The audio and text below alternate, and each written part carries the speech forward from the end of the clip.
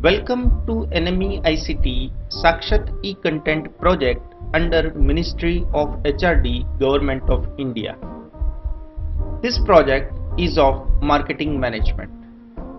The project is under NME ICT, that is National Mission on Education through Information and Communication Technology.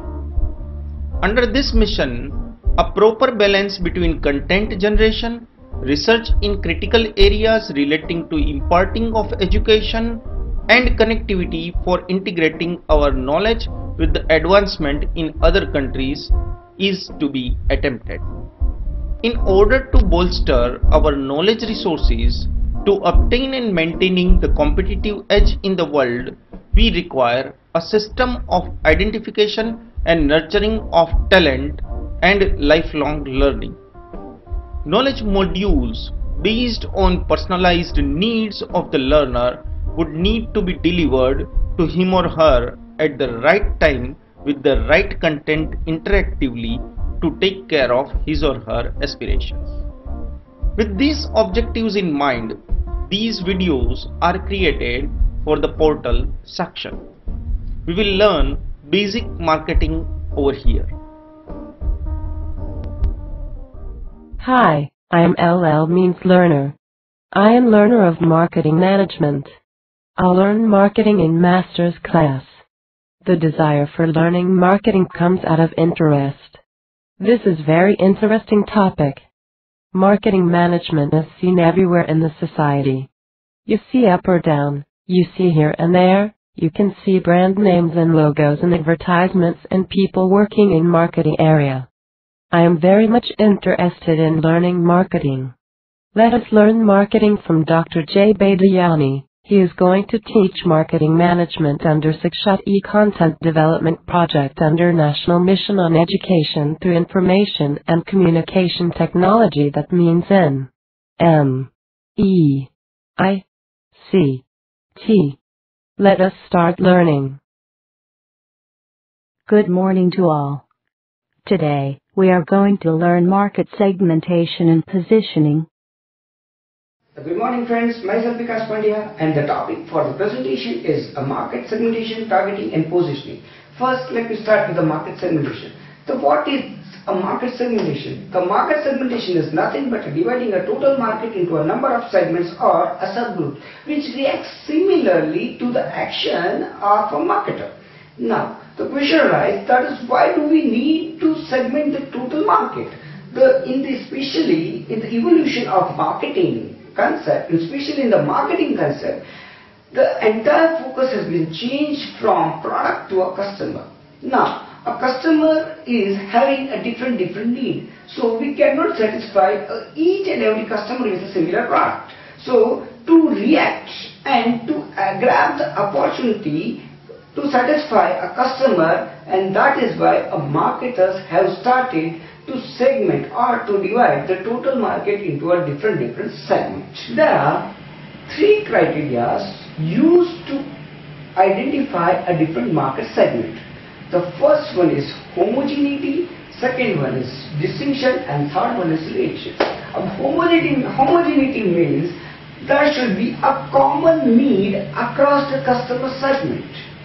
Now, this common need means each and every customer within the segment must have a common need, a similar need. A segment or a customers have a different needs within the segment. There will not be a market segment for the marketers. Second one is distinction, means there should be a unique need of a segment different from another segment. Now, how? For example, the need of a top class people must be different from the need of a low class people, and then we can say that there is a distinction in the need of top class and low class people. And third one is reaction. Reaction means what? A reaction means there should be a similar response by the customers within the segment and when a marketer takes any actions. So it means that there should be a common response from the customers within the segments toward the market action if they it is belong from a particular segment. Now the question arises, why do we need or why marketers need to divide the total market into a segment? It's a famous proverb that is, you cannot please each and everyone with a similar product, and if you will try, then you will end with nothing. So the same way, our customers have a different need, and if we satisfy a different need in this different segment, we can have a better growth opportunities, more customer retention will be there, better future growth will be there, and target marketing communications can easily happen if we divide a total market into a number of segments, because each and every customers do have a different way to communicate with others. So a top class people, the communication tool for the top class people may not be exactly suitable to the communication tool of a low class people. What are the characteristics used, or what are the characteristics that marketers should consider for dividing a total market into a different segment? The first characteristics for the marketer is a segment should be measurable.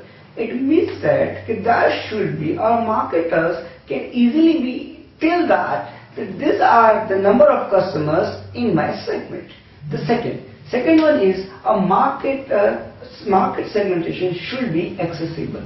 Now, for example, there can be so many opportunities of liquor market in Gujarat, but in Gujarat liquor is banned. So it means that there is an opportunity, there is a segment, but the segment is not accessible just because of ban of government. Third one is durability. Durability means what? There should not be a frequent changes in the taste and preference of customers frequently or fortnightly. It means that the consumers do have a different taste and preference today may not have a tomorrow. It will not form a kind of segment in the market. The fourth characteristic of a market segmentation is sustainable. It means that there should be a large number of customers should be there in the segment. For example, if there are only 10 customers, we cannot say that the market segment is sustainable for a future growth. And the last one is separation. It means that there should be a distinction or a difference between a consumer market and a business market. So you cannot define or you cannot segment a business market and the consumer market with a similar segmentation variable, because the need of a consumer market and the need of business market is different. A need of consumer market is just to consume the product itself, while the need of a business market is to process the particular product and to prepare the final product for a consumer. We have received information, or now we are through with the concept of a market segmentation. But now what are the criteria or what are the bases through which we can segment a different market? The criteria or the variables for the segmentations are: the first one is geographic variable, second one is demographic variable, third one is behavioral variable, and fourth one is psychographic variable. Now, a geographic variable means dividing a total market into a number of segments on the basis of geography. Now, it can be a region like a north region, west region, east region, and south region. Second one is it can be based upon a population density, like population density means it's a semi-urban area, or rural area. The third criteria in this geographical variable, we can also divide the total market into a number of segments on the basis of city size itself. It can be a metro city, it can be a tier 1 city, it can be a tier 2 city. The second characteristics for a market segmentation is demographic variable. Now, demographic variable includes age, gender, occupation, income, social class, etc. So, for example, a fairness cream. The fairness cream can be targeted to a male and to a female. because each requires a different cream. Second one, segmentation also depends upon the family size. There are a family pattern. There is a family pattern, and the pattern is bachelorhood, honeymooners, parenthood, post-parenthood, and dissolution. Now, in this, a honeymoon tour is a product or service specially targeted to the honeymooners. It cannot be targeted to a bachelorhood because the segmentation of this marketer is purely based upon a family size. Second one is occupation. For example, consider a product like a stethoscope through which a person generally can measure the heartbeat of a person. Now, this product is specially required or needed by a doctors, where no other people in this market or in this world requires a stethoscope, because generally we don't use stethoscope to regularly measure our heartbeat. So this is the product which is exactly made for a top class, for a doctors. The third characteristics of a segmentation variable is behavioral segmentation. Now, behavioral segmentation means dividing a total market into a number of segments on the basis of a behavior of a consumer. Now, the behavior will be different of each and every consumer. Now, this behavioral variable can be an occasion, a user status, a product benefit. For example, there are certain marketers or there are some companies who generally market their product. Rather than explaining features, they are only explaining the benefit of a product, and the consumers are getting that. Second one is the marketers can also divide a total market into a number of segments on the basis of a usage rate, because generally there are consumers who can be a heavy users, who can be a light users, or there are some users who are generally not but potential users into the particular segment. The fourth criteria or the variable for the segmentation is a psychographic variable.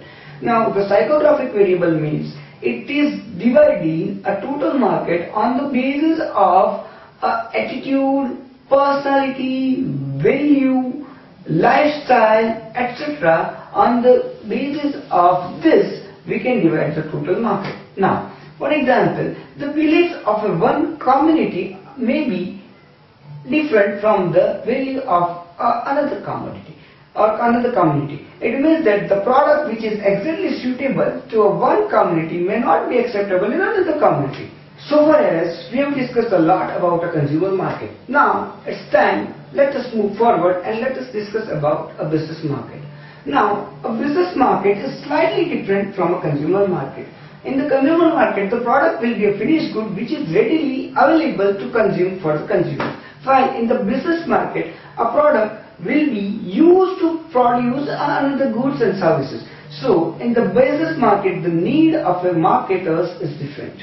Now, what are the characteristics? How can I identify that this is the business market? So, the characteristics of business market is the customers in the business markets are very few, but they are the healthy buyers, means they generally buy in a large quantity. Second one is evaluation mechanism. The evaluation mechanism of a product in a consumer market and the business market is different. A consumer generally evaluate less compared to the evaluation of business market in this world. It means that there will be evaluation of products or goods and services about a manufacturer, about the features, about the service. Total in-depth analysis will be there by the marketers at that time. The third one is a decision. That is a consumer decision and the business decision will be totally different. While a consumer decision may be a single decision or a one-time decision, while a business decision will be a joint decision and long-lasting decisions will be there. Now, there are some criteria on the basis of which I can also divide a business market, and that is a company size. It means should I serve a large scale, small scale or a medium scale enterprise, or it depends. Second one is industry. It means I can decide whether I to serve a power industry, either an engineering industry or a consumer industry. The third one is It depends upon the geographic location. It means that should I serve a north region, should I serve a large south region, or should I serve a west region. Then last one is a management structure. It means should I serve to a decentralized management structure or should I serve a centralized management structure. For the second topic of our presentation, and that is targeting. Targeting means selecting a single or multiple segments on the basis of segmentation procedure. It means it is a decision to take whether should we serve a single market or a multiple market based upon the capacity of an organization and based upon the products that organization does have. Now, there are some characteristics that should be considered while going for a segmentation. That is, that a segment should be identifiable, segment should be accessible, there should be enough amount of opportunities in this segment, and the last one, there should be some match, that is, a segment should be congruent with the organization philosophy.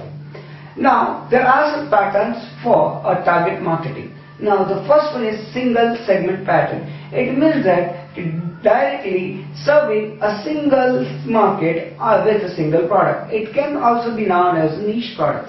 The second one is a selective specialization. For example, I have divided a total market into 10 different segments. Segment 1, 2, 3, 4, 5, 6, etc. So now if I randomly select segment 1, segment 6 and segment 9, so it is called a selective specialization. The next one is a product specialization. A product specialization means serving a similar product to each and every market. That is called a product specialization. And the next one is a market specialization. A market specialization means what?